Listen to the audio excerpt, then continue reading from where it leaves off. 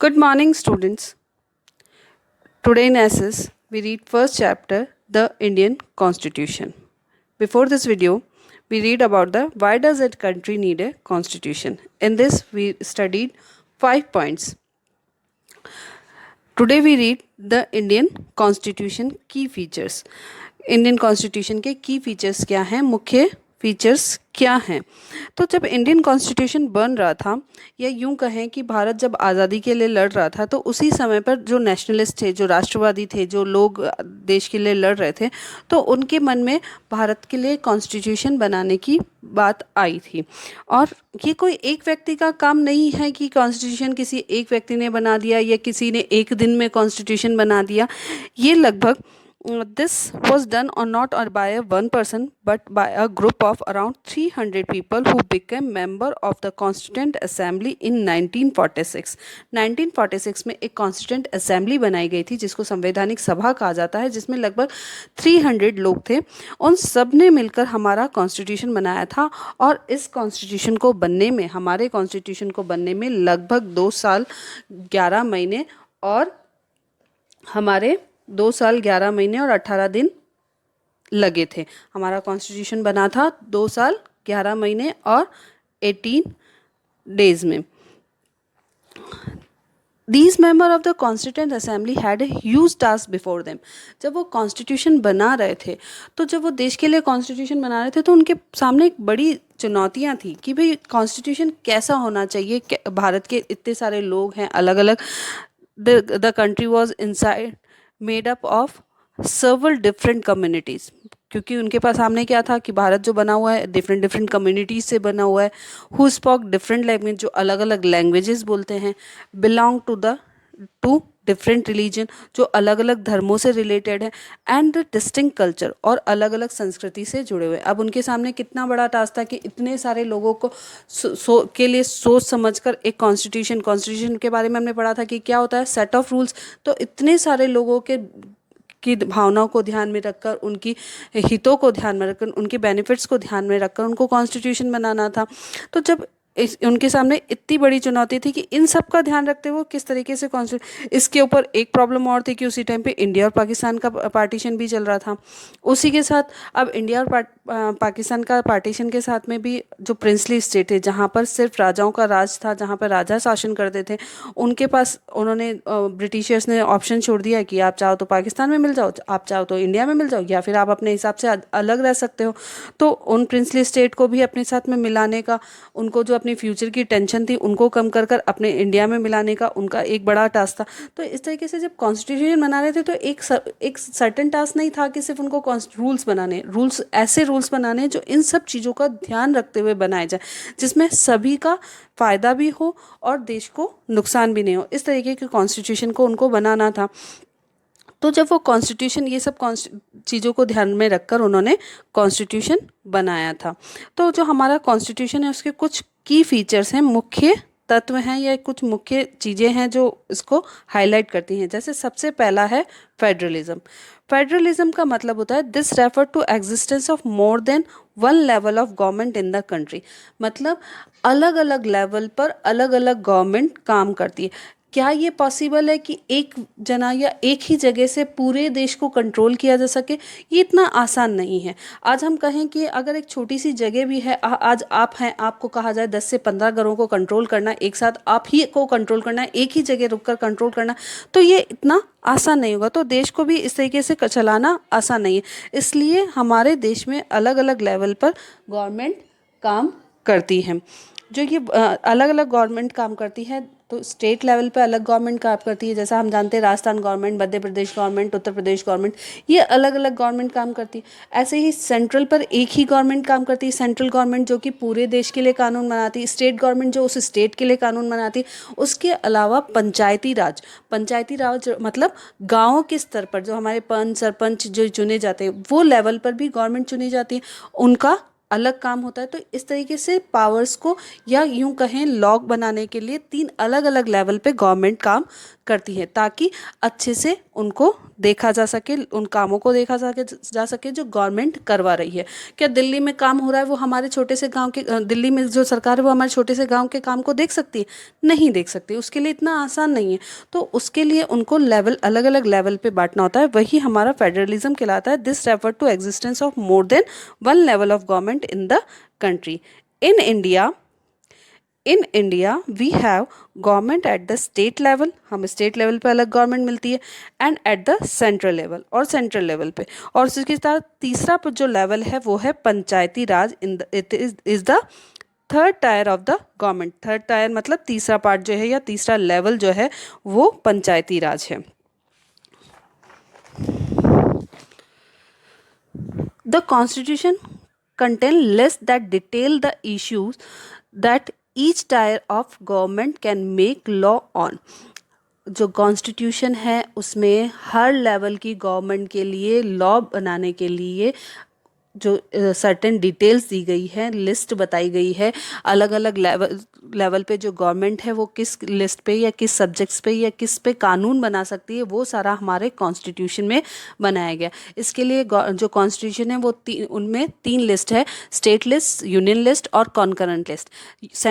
Union list जो है उसमें सेंट्रल जो है वो कानून बनाता है, उसमें जो सब्जेक्ट्स लिखे हुए हैं उस पर यूनियन कानून, सेंट्रल का गवर्नमेंट कानून बनाती है। स्टेट लिस्ट, उस पर स्टेट गवर्नमेंट कानून बनाती है।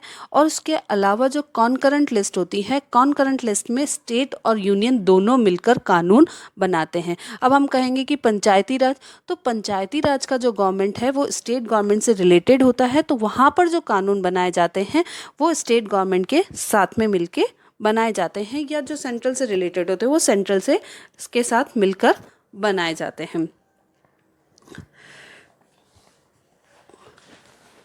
Each level of government have power to make law and policy on certain issue. हमने अभी पढ़ा कि हमारे कॉन्स्टिट्यूशन में अलग अलग लेवल पे लिस्ट दी गई है कि कौन से लिस्ट में जो सब्जेक्ट्स दिए गए हैं उसके अकॉर्डिंग वो अपने लॉ बना सकते हैं। तो but on the subject of national concern, जो भी राष्ट्रीयता से रिलेटेड बात आती है, require that all of these level follow the law of central government. जहाँ पर राष्ट्रीयता से रिलेटेड बात आती है या फिर जहाँ पर देश से संबंधित बड़ी मुद्दे होते हैं, वहाँ पर सेंट्रल गवर्नमेंट जो कहेगी वो बात सभी गवर्नमेंट लेवल को माननी होगी। जैसे अभी हम रिसेंटली हम कह सकते हैं चीन का मुद्दा चल रहा है, तो जहाँ पर जो सेंट्रल कहेगा वही बात उनको माननी होगी। उत्तर प्रदेश गवर्नमेंट अपने हिसाब से काम नहीं कर सकती, या फिर पाकिस्तान का मामला कहें तो राजस्थान गवर्नमेंट अपने हिसाब से काम नहीं कर सकती। इसी के अलावा देश, अभी जैसे हमने देखा कोरोना चल रहा है तो एक बहुत बड़ी बीमारी है, तो वहाँ जो सेंट्रल कहेगा वही काम गवर्नमेंट को करना पड़ेगा तीनों ही लेवल पे। तो जो देश से संबंधित बातें आती हैं वहाँ पर जो देश के बड़े मामले हैं या पूरे देश से रिलेटेड होते हैं, वहाँ पर सेंट्रल गवर्नमेंट की बात को सभी लेवल के गवर्नमेंट को मानना पड़ता है। सेकंड पॉइंट आता है parliamentary form of government. Parliamentary form of government का मतलब क्या हुई? A democratic government is one where the citizen of the country have the right to elect their representative. Parliamentary form का गवर्नमेंट का मतलब क्या हुआ कि we have a right to elect our representative. हमारे पास क्या राइट है? हम अपने रिप्रेजेंटेटिव को चुन सकते हैं। किसके थ्रू चुन सकते हैं? यूनिवर्सल एडल्ट सरफेस के थ्रू। अब ये यूनिवर्सल एडल्ट सरफेस क्या होता है? यूनिवर्सल एडल्ट सरफेस का मतलब होता है, कानून बनाया गया हमारे कॉन्स्टिट्यूशन में लिखा हुआ है कि 18 एज ऑफ 18 ईयर्स के अबाउ जो भी सिटीजन्स हैं उनके पास राइट है कि वो अपने रिप्रेजेंटेटिव को चुन सकता है। When the constitution was made, it was made sure that every citizen of the country, irrespective of caste, color, creed and religion, will have the right to elect their leaders। जब हमारा constitution बन रहा था तब ये decide किया गया था कि भारत में जो भी सिटीजन्स होंगे वो अपने रिप्रेजेंटेटिव को चुन सकेंगे। इस डिस्क्रिमिनेशन को छोड़कर ये उनके साथ कोई डिस्क्रिमिनेशन नहीं किया जाएगा कि वो किस जाति का है, किस धर्म का है, किस कास्ट का है, उसका क्रीड क्या है, ये किसी भी तरह का भेदभाव उनके साथ नहीं किया जाएगा। और वो अपने रिप्रेजेंटेटिव के किसके थ्रू चुनेंगे? यूनिवर्सल एडल्ट सफेज के थ्रू, मतलब 18 एज के अबाउ जो भी सिटीजन होंगे वो अपने रिप्रेजेंटेटिव को चुन सकेंगे। मतलब पार्लियामेंट्री फॉर्म ऑफ गवर्नमेंट क्या है कि पार्लियामेंट्री फॉर्म ऑफ गवर्नमेंट है we have a right to elect our representative. Democratic government में ये राइट है हमारे पास कि हम अपने रिप्रेजेंटेटिव को चुन सकते हैं। थर्ड पॉइंट आता है इसमें separation of power. Separation of power according to the constitution there are 3 organs of the government. हमारी कॉन्स्टिट्यूशन के हिसाब से हमारे 3 ऑर्गन्स है गवर्नमेंट के जो जिनमें पावर का सेपरेशन किया जाता है, या यूं कहें कि अलग अलग लेवल पे पावर्स को डिस्ट्रीब्यूट किया जाता है कि कौन क्या काम करेगा ये डिसाइड किया जाता है। तो देयर आर लेजिस्लेचर, लेजिस्लेचर है, there are legislature, the executive and judiciary. ये तीनों लेवल क्या है, लेजिस्लेटर हैं, एग्जीक्यूटिव हैं और जुडिशरी हैं। लेजिस्लेचर क्या होता है, refers to our elected representative. हमें अभी पढ़ा था कि हम यूनिवर्सल एडेड फ्रेंचाइजी के थ्रू अपने रिप्रेजेंटेटिव को चुन सकते हैं और वो पार्लियामेंट में बैठकर हमारे लिए कानून बनाते हैं। अब हम कहेंगे कि कॉन्स्टिट्यूशन में ऑलरेडी इतने सारे कानून हैं, तो समय के अनुसार जो कानून हैं वो बदलने पड़ते हैं, उनकी वो सब चेंज करना पड़ता है। तो वो जो रिप्रेजेंटेटिव है वो पार्लियामेंट में हमारे लिए कानून बनाते हैं। The executive is smaller group of people who are responsible for implementing law. Second जो आता है वो आता है एग्जीक्यूटिव, जिनका काम होता है कि जो पार्लियामेंट में कानून बनाए गए हमारे रिप्रेजेंटेटिव के थ्रू उनके कानून को इम्प्लीमेंट करवाना, मतलब उनको लागू करवाना। अब सिर्फ कानून बनाने से काम नहीं चलेगा ना, उनको लागू भी करवाना पड़ेगा। तो वो इम्प्लीमेंटिंग जो करने का काम है वो एग्जीक्यूटिव का होता है। अब भाई लागू तो करवा दिया, पर क्या वो सही तरीके से लागू हो रहे हैं कि नहीं हो रहे हैं? अगर वो सही तरीके से लागू नहीं हो रहे हैं तो तीसरा जो पार्ट है वो काम करता है इसके लिए, वो है judiciary. The judiciary of which you will judiciary order to prevent the misuse of power by any one branch of government। अब जो थर्ड लेवल है द सिस्टम ऑफ कोर्ट, जिसको कह सकते हैं जुडिशरी क्या है, द सिस्टम ऑफ कोर्ट्स, जिसका काम क्या है कि लोगों जो हमारे रिप्रेजेंटेटिव हैं या लॉ मेकिंग बॉडी जो है वो अपने पावर का मिसयूज ना करे, इसको देखने का काम हमारी जुडिशरी करती है। और जो कानून बनाया जा रहा है उसको एग्जीक्यूट सही से किया जा रहा है, अगर उसमें भी अपनी पावर का मिसयूज किया जा रहा है तो वो इसको देखने का काम हमारी जुडिशरी करती है। Fourth is fundamental right. Fundamental right, then what is fundamental right? Fundamental rights are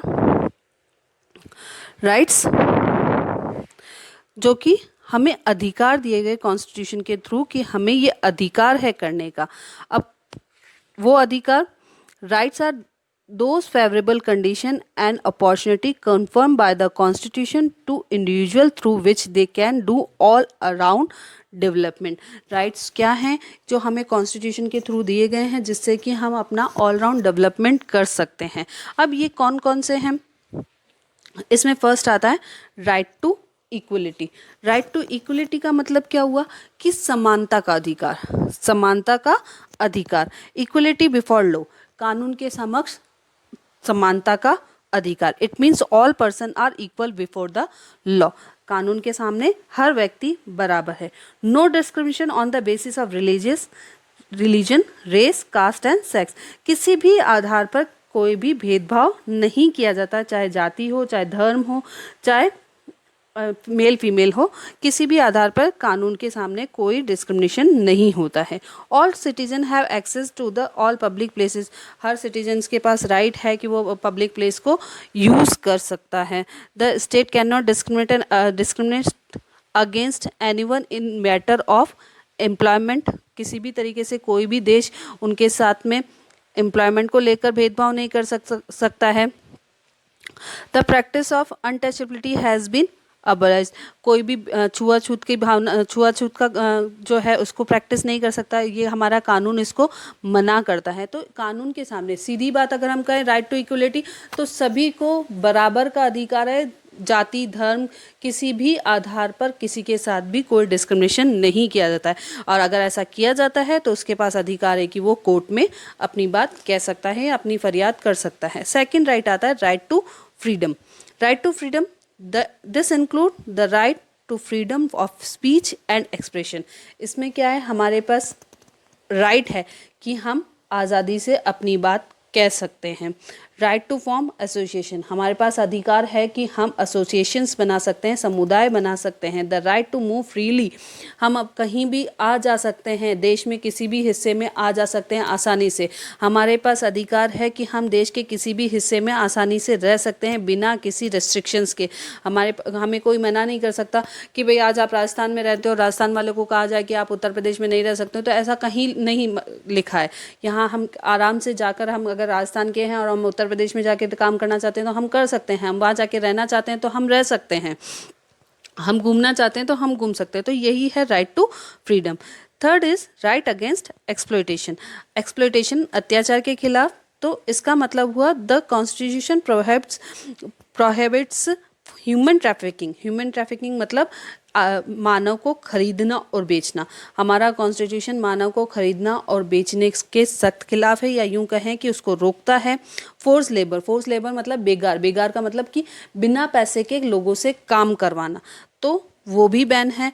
employment of children under 14 year age, employment of children under 14 year age मतलब 14 साल से छोटे बच्चे को आप काम नहीं करवा सकते हो, ये चाइल्ड लेबर, एक तरीके से कहें कि चाइल्ड लेबर।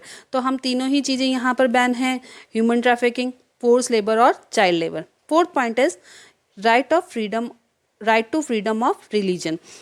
किसी भी धर्म को मानने का अधिकार, right to freedom of religion मतलब हमें किसी भी धर्म को मानने का अधिकार है, उसको उसका प्रचार करने का अधिकार है, उसके उपदेश देने का अधिकार है, उसका उपदेश सुनने का अधिकार है। ये अधिकार हमारा कोई हमसे नहीं छीन सकता, चाहे हम माइनॉरिटी हैं चाहे मेजॉरिटी में, हमारे पास पूरा अधिकार है। Religious freedom is provided to all citizen, every person has the right to practise, profess and propagate the religion of their choice.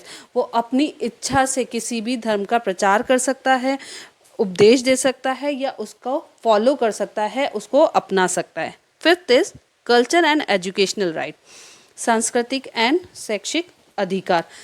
The constitution state that all minorities, जो भी अल्पसंख्यक है, माइनॉरिटीज़ मतलब कि जो कम लोग हैं या अल्पसंख्यक है, या फिर जो जाति के आधार पर हैं या बोली के आधार पर जो कम हैं, उनके पास अधिकार है कि वो अपना एजुकेशनल इंस्टीट्यूट सेटअप कर सकते हैं in order to preserve develop their own culture.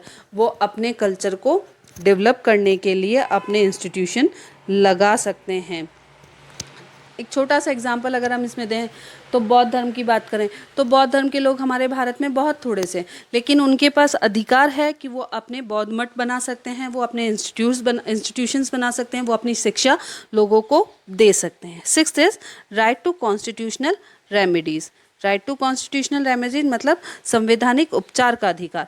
अगर ये जो अधिकार हमने अभी तक पढ़े हैं, right to equality, right to freedom, right to against exploitation, right to freedom of religion, culture and educational right, इन राइट्स में से कोई भी ऐसा राइट जिसको आप पालन करना चाहते हो, जिसको आप यूज़ करना चाहते हो और उसको यूज़ करने से स्टेट मना करता है या कोई व्यक्ति मना करता है, तो आपके पास अधिकार है कि आप कोर्ट में जा सकते हो। कहाँ जा सकते हो? कोर्ट में जा सकते हो, अपनी बात कह सकते हो। Last and final point of key feature is that secularism. Last final point कौन सा है? सेकुलरिज्म, जिसका मतलब होता है धर्मनिरपेक्षता। A secular state is one in which the state does not official promote any one religion as the state religion.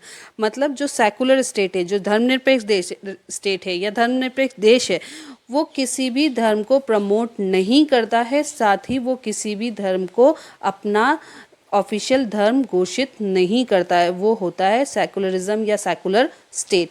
जिस भी देश का अपना कोई राष्ट्रीय धर्म नहीं है या वो किसी भी धर्म को प्रमोट नहीं करता है, तो वो कहलाता है सेकुलर स्टेट या फिर धर्मनिरपेक्षता, वो देश धर्मनिरपेक्ष देश कहलाता है।